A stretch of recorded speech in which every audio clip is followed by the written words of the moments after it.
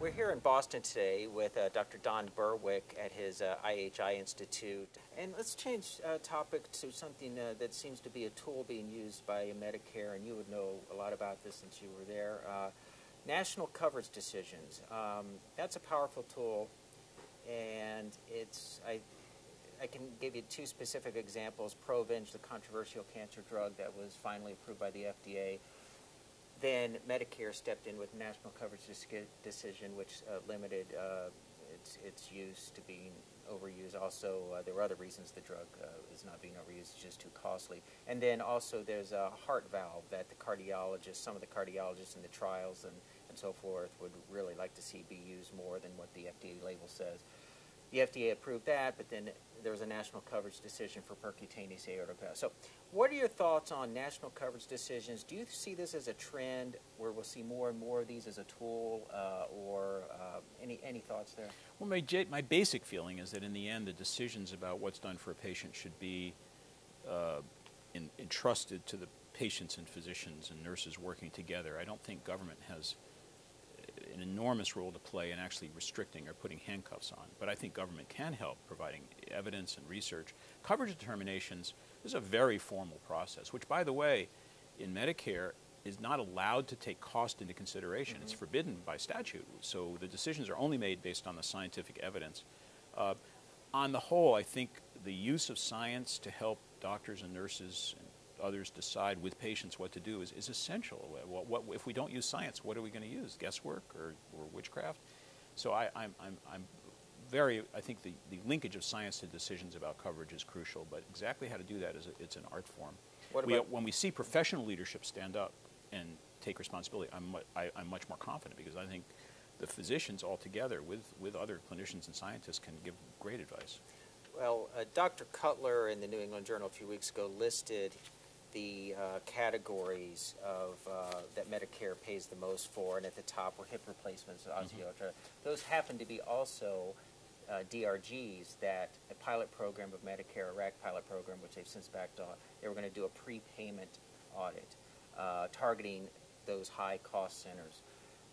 There was a lot of pushback and controversy back in January and December, and I think they backed off. With MACs, MACs can still do that anywhere. We're getting really wonky into Medicare, but I was reading on Cardio Exchange just the other day where an electrophysiologist gave advice on how to pass an audit. And I think what they were referring to is, I think they are seeing ICD-related audits. Can you talk, how long has Medicare had the ability to do audits of a hospital to see whether they appropriately implanted a stent or an ICD? How long has that been established, and has it been used very much in the past? I don't know the legislative history of the audits and error checks. I know there's a strong commitment in this administration and in Medicare, at least prior to the time I arrived and when I was there, to work hard on errors and inappropriate billing and use of, claiming that procedures are needed or used when they're really not. And that's still a science in development, but there's great progress going on in helping really understand what's going on. So you can help make sure that patients are getting the benefit of the best care and are not being subjected to things that can't help them. And that's a great example of harm. It's just today there's another problem with the St. Jude ICD leads.